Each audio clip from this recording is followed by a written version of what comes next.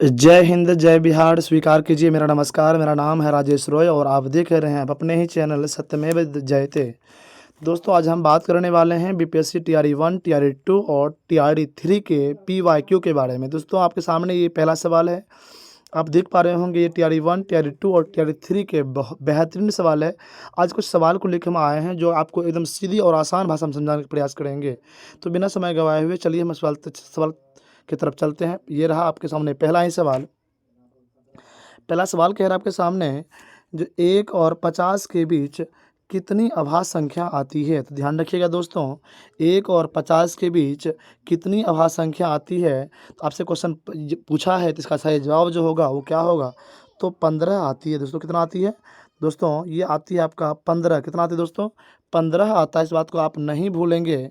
बाकी क्या करेंगे आप, यदि आपसे पूछ दिया जाए, बताइए मुझे 1 से लेके अगर आपसे पूछेगा 25 तक में, तब आप क्या करेंगे। इसका सही जवाब जो होगा दोस्तों वह 9 होगा। क्या होगा दोस्त, 9 होगा। चलिए इसके बाद हम बात कर लेते हैं एक बार फिर से। 1 से लेके अगर पूछे आपसे 100 तक में, कितना पूछेगा, तो 1 से लेके 100 तक में पूछेगा तो याद रखिएगा ये होता है 25। कितनी होती है दोस्तों, 25 होती है। अर्थात मैंने कहा 1 से लेके 25 पूछेगा आपको तो आपको 9 टिक करनी है। 1 से लेके 100 पूछेगा आपको तो आपको 25 टिक करनी है। जबकि सवाल में साफ-साफ कह रहा है, सवाल में साफ-साफ क्या कह रहा है दोस्तों, तो 1 से 50 के बीच में कितनी अभाज्य संख्या होती है। इसका सही जवाब जो हो जाएगा वो आपका 15 हो जाएगा। आइए अगले हिसाब की तरफ हम लोग चलते हैं। दूसरा हिसाब, ये भी आपके क्वेश्चन बहुत जीएस क्वेश्चन है, बहुत इंपॉर्टेंट क्वेश्चन है आपके एग्जाम के दृष्टिकोण से। तो क्वेश्चन को पढ़ते हैं। हिसाब क्या कह रहा है, सवाल कह रहा है कि यदि रूट के अंदर जो है 0.000125 बाय 0.0005 का मान क्या होगा। इस सवाल में आपको दोस्तों कुछ नहीं करना होता है। इस सवाल में आपको कुछ नहीं करना होता है। इस सवाल में आपको बस करना क्या होता है, बात को समझिएगा ध्यान से। करना क्या होता है इस सवाल में आपको, बस आपको ये देखना है कि क्या पॉइंट के बाद 4 अंक ऊपर में भी है और पॉइंट के बाद नीचे में भी 4 अंक है 0। चलिए ये तो अपने आपस में क्या कट जाएगा, ये आपस में रहने दीजिए। क्या बच गया आपका, तो ये आपका यहाँ इतना दूर बच गया। मतलब आप ऊपर में देखिए 1225 है, नीचे में 5329। आपने वर्गमूल तो जानते ही होंगे। आप क्या कीजिए, 1225 का वर्गमूल निकाल लीजिए। यदि आपने याद किया है तो दोस्त याद रखिएगा, आप अगर आपने याद किया तो इस बात को आप नहीं भूलेंगे। इस बात को आप नहीं भूलने वाले हैं, क्योंकि देखिए यहाँ बात क्या, हिसाब क्या बता रहा था, हिसाब क्या बता रहा है यहाँ पे, थोड़ा सा मिस्टेक हो रहा है। हाँ समझिए ध्यान से, सॉरी फॉर दिस। हिसाब क्या कह रहा है आपका, 1225। यदि आपने वर्गमूल जान रखा होगा तो 1225 का जो वर्गमूल होता है वो आपका होता है 35। जबकि 5337 का वर्गमूल आप तोड़ेंगे, इसका होगा आपका 73। कुछ नहीं करना होता है इस सवाल में, बस आपको ये 0 0 कट गया यहाँ पे। आपका 1225 और 5337 का वर्गमूल निकालना होता है, जो कि ऑप्शन नंबर ए जो है सही जवाब है। तो उम्मीद करते हैं आपको समझ में आया होगा। बस आपको ऊपर वाला संख्या का वर्गमूल निकालना है और नीचे वाली संख्या का भी वर्गमूल निकालना होता है। आइए हम आगे बढ़ते हैं, नेक्स्ट हिसाब की तरफ चलते हैं। दोस्त क्षमा कीजिएगा अगर आपको थोड़ा सा डिस्टर्ब हुआ होगा, उसके लिए हम क्षमा प्रार्थी हैं। क्योंकि देखिए हम नया यूट्यूबर हैं, अभी नया नया टीचर, हालांकि टीचिंग तो मेरा 10 साल का एक्सपीरियंस, मैं क्लास करवाता हूँ घर पे, मेरा कोचिंग है, तो मैं 10 साल से पढ़ाता हूँ। लेकिन फिलहाल के लिए यूट्यूब पे ऐसे बस पढ़ा रहा हूँ। चलिए अगला क्वेश्चन कह रहा है आपके सामने, बेहतरीन क्वेश्चन, आपके एग्जाम के दृष्टिकोण से बेहतरीन। जीएस में भी क्वेश्चन पूछा गया है, पीआरटी में पूछा जाता है इस प्रकार सवाल। आप जिसकी भी तैयारी कर रहे हैं बेहतरीन अंदाज में आप इसको पढ़ने का प्रयास करिएगा। पहला क्वेश्चन आपके सामने ये रहा, तीसरा क्वेश्चन आप देख पा रहे होंगे मेरे सामने क्या लिखल है कि 5 बल्ले और 18 गेंदों की कीमत, 5 बल्ले और 18 गेंदों की कीमत 6500 रुपया। कितना है, तो 5 बोल रहा है बॉल है, 18 गेंद है, उसका कीमत बोल रहा है 6500 रुपया। और फिर बोल रहा है क्या, फिर क्या बोल रहा है, तो 2 बॉल बोल रहा है, 2 बॉल और 20 गेंद, कितना, तो 20 गेंद की कीमत कितना बोल रहा है, तो 4200 रुपया है। तो इस क्वेश्चन को अगर आप देखना चाहेंगे, इस क्वेश्चन को आप जो है ऑप्शन से भी बना सकते हैं। और मुझे लगता है सबसे अच्छा चीज़ आपको ऑप्शन से ही बनाना चाहिए, मुझे ऐसा लग रहा है ऑप्शन से ही बनाना चाहिए। आइए हिसाब कर चलते हैं हम लोग।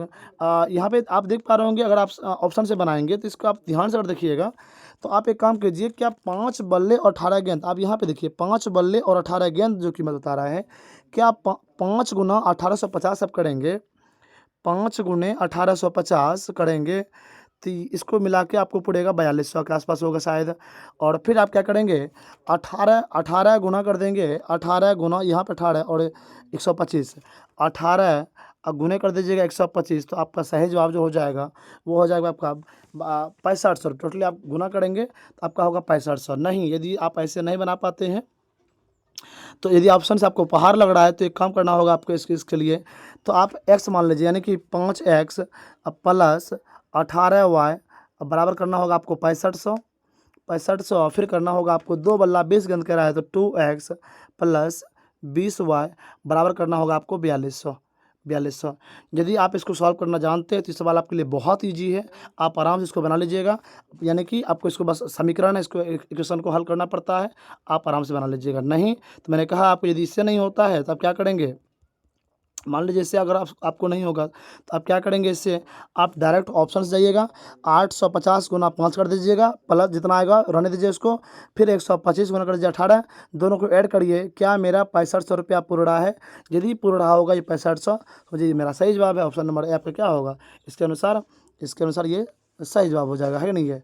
इस बात को आप याद रखिएगा। चलिए, अगर आपको थोड़ा सा प्रॉब्लम होती होगी तो क्षमा चाहूँगा, फिर से मैं बार बार कह रहा हूँ, क्षमा कीजिएगा दोस्त, इतना इतना तो कर ही सकते हैं आप मेरे लिए।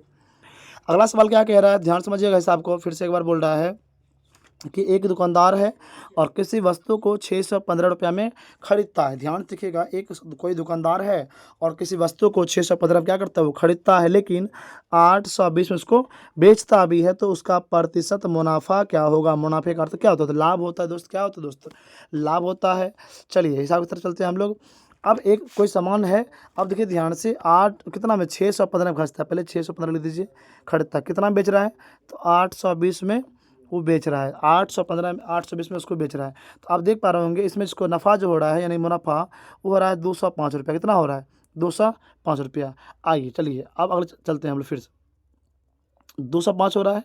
अब समझिए बात को ध्यान से, अब 200 आप देख लिए कि आप जो है उसको एक पे 205 हो रहा है, कितना हो रहा है, 205 हो रहा है, 205 हो रहा है।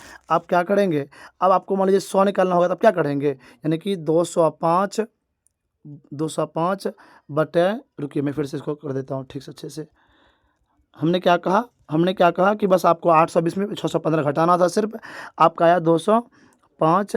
अब बटा कितना में खरीदा था, तो 615, और जानते हैं करेमूल अपने आप में क्या होता है, 100 होता है कोई भी वस्तु का दाम।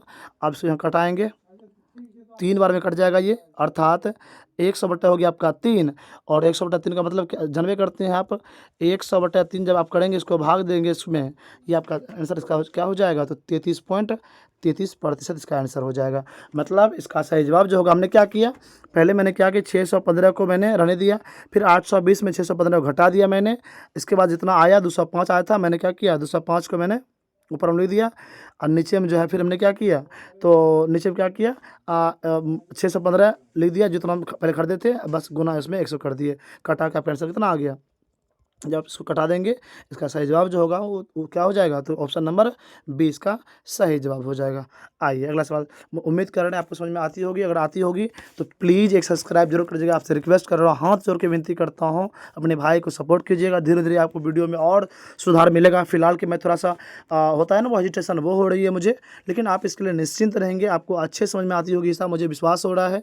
आइए अगले सवाल की तरफ चलते हैं हम लोग। सवाल कह रहा है आपका, मूलों -1 और 4 वाला द्विघात समीकरण। बेहतरीन सवाल, ये आपको क्लास 10 में मिल जाएगा। और यहाँ पे द्विघात समीकरण की बात कर रहे हैं दोस्त, आपको पता है मूल 2 होते हैं, मूल कितने होते हैं, तो मूल 2 होते हैं, मूल 2 होते हैं। एक होता है आपका अल्फा, दूसरा आपका होता है बीटा। क्या होता है दोस्त, याद रखिएगा, मूल 2 होते हैं। आपसे क्वेश्चन पूछ सकता है, बताइए किसी भी समीकरण का मूल कितने होते हैं, तो याद रखिएगा किसी भी समीकरण का मूल 2 होते हैं। और तो और कितने, कौन सा, तो एक होता है अल्फा, एक होता है बीटा। आइए चलते हैं हिसाब की तरफ। यदि आपको इस प्रकार का सवाल मिल जाए, इस प्रकार का अगर सवाल आपको मिल जाएगा, तब क्या करेंगे, इस सवाल को बना देंगे। कैसे बनाएंगे, मतलब आप देख पा रहे होंगे अल्फा का वैल्यू दिया हुआ कितना, तो -1, और बीटा का वैल्यू दिया हुआ कितना, तो 4। इस बात को आप समझ रहे होंगे, ये आपका अल्फा होता है, ये आपका बीटा होता है। और दोस्त इसमें सूत्र लगता है, द्विघात समीकरण निकालने का एक सूत्र होता है, x² minus alpha plus beta into x plus alpha into beta होता है। ये आपका सूत्र होता है। मैंने क्या लिखा है यहाँ पे, मैंने क्या लिखा यहाँ पे, x square minus alpha plus beta x plus alpha into beta, ये सूत्र होता है। इस सूत्र को आप क्या करेंगे तो याद कर लेंगे, x square minus alpha plus beta into x plus alpha into beta, बस आपको इस पर ही बैठा देनी है। अर्थात एक्स स्क्वायर कर देंगे आप, माइनस अल्फा का वैल्यू हो गया -1, प्लस कर देंगे आप 4, यहाँ पर हो जाएगा आपका एक्स, अब प्लस क्या करेंगे आप, रुकिए थोड़ा सा मैं आपको फिर से समझाता हूँ अच्छे से। तो आपको मैंने सूत्र लिखा दिया, अभी आप समझ पाए होंगे सूत्र को। तो अब क्या, एक्स स्क्वायर हो जाएगा -1 प्लस 4 हो जाएगा, यहाँ पे x plus alpha into beta, यानी कि -1 गुणा कर दीजिए 4 से, तो ये क्या हो जाएगा, एक्स स्क्वायर हो जाएगा -1 प्लस 4, अब क्या पढ़े हैं अभी तक में, तो +3 होगा, यानी कि -3x, अब माइनस प्लस माइनस 4 एकम 4, यानी कि option number B, x square -3x -4। देखिए कहीं पे है, हाँ ऑप्शन नंबर ए इसका सही जवाब है। ऑप्शन नंबर ए क्या है दोस्तों, सही जवाब है। मैंने क्या कहा, alpha x square minus alpha plus beta into x plus alpha into beta, और मैंने बस इसको जो ये आपको अल्फा हो गया, ये आपका बीटा हो गया, और इस सूत्र पे आपको बैठा देनी है, आपका आंसर आराम से यहाँ से निकल जाएगा। ये जीएस प्लस पीआरटी दोनों के लिए बहुत इंपॉर्टेंट है, याद रखिएगा दोस्त। अगला सवाल देख पाएंगे, बेहतरीन सवाल आपके अनुसार, और जिस भी सेटिंग की बात करेंगे आप, हर सवाल उसमें पूछा जाएगा, और ये सवाल आपको इस प्रकार का ही सवाल आपको क्या मिलेगा, वो देखने को मिलेगा। आइए हम बात कर रहे हैं, हिसाब क्या कह रहा है कि 4 बहनों की औसत आयु 7 वर्ष है, मतलब 4 बहन है, उसकी आयु 7 वर्ष है औसत आयु। तो आप क्या करेंगे, 4 गुने यानी कि 7 चौके 28 वर्ष चारों बहन का हो गया। ये आप जान चुके हैं, क्योंकि एक औसत का मतलब क्या होता है, जो बीच में होता है, मतलब एक बहन की आयु होती है वो 7 वर्ष है, तो 4 बहन की 7 वर्ष है, 4 बहन है, 7 चौके 28 वर्ष है। हिसाब पढ़िए, यदि हम इसमें माँ की आयु जोड़ दें तो औसत आयु 6 वर्ष हो जाती है, मतलब माँ के आयु को जोड़ने के बाद इस 7 में जो है 6 का इजाफा हो रहा है, तो 7 पहले 7 वर्ष था, अब 6 वर्ष बढ़ गया, तो 7 चौके कितना हो गया, 13 हो गया। अब 13, तो अब देखिए औसत आयु पहले 7 वर्ष था, लेकिन अब 6 बढ़ा है उसमें माँ का उम्र, यहाँ पे अब माँ का उम्र बढ़ा है, तो 13 वर्ष हो गया, 7 6 13 हो गया। लेकिन पहले 4 बहन थी, उसमें माँ ऐड हुई, तो कितना 13, यहाँ 5 आदमी हो गया, पहले 4 बहन, आप 1 आदमी, यानी कि 5 आदमी हो गया, 13 बचा 65, कितना हो गया 65 हो गया। अब क्या करेंगे आप, 65 में से 28 जितना, मतलब जितना अभी निकला, जितना पहले निकला था, उसको आप क्या करेंगे, घटा देंगे, और जब आप 65 में से 28 घटा देंगे, कितना चलेगा 37 आंसर कितना आ जाएगा, यानी कि ऑप्शन नंबर क्या हो जाएगा आपका, ऑप्शन नंबर 37 सही जवाब है। 37 सही जवाब है। मतलब हमने क्या किया, चारों बहन का पहले आयु मैंने गुना कर दिया, 7 चौके 28 वर्ष हो गया, फिर माँ की उसमें आयु ऐड कर दिया, 7 6 अब 13 हो गया, 13 5 आदमी तो बढ़ा गया ना, 100 आदमी, 13 बचा 65 मतलब वर्ष हो गया। अब 65 में से पहले की उम्र घटा दीजिए, आपका वही आंसर की माँ की आयु निकल जाएगी। उम्मीद कर रहा हूँ समझ में आती होगी। तो ये आपका कुछ आज सवाल था, जितना भी सवाल मैंने बताया उम्मीद कर रहे हैं आपको समझ में आई होगी। आप बखूबी इस सवाल को देख के जाइएगा, मैं लिख के देता हूँ गारंटी के साथ। इस प्रकार का सवाल आपके एग्जाम में क्या करेगा तो पूछेगा। और यदि आपको अच्छा लगा तो प्लीज़ रिक्वेस्ट कर रहा हूँ, हाथ जोड़ के कह रहा हूँ, प्लीज़ सब्सक्राइब जरूर कर दीजिएगा। अपने भाई के नाते, अपने भाई कितना मानते होंगे ना, प्लीज़ उसके लिए सब्सक्राइब जरूर कर दीजिएगा। मैं नया हूँ अभी, आपसे ही मुझे क्या होगा, मोटिवेट मिलेगी, फिर मैं आपको इसी तरह का वीडियो आगे और बताऊँगा। और अच्छे से, इस बार थोड़ा डर हो रहा है, पता नहीं क्या हो जाएगा, नहीं गलती होगा इस प्रकार का, लेकिन फिर भी मैंने प्रयास किया आपको समझाने का। साथ दीजिएगा, सपोर्ट कीजिएगा। तब तक के लिए जय हिंद, धन्यवाद।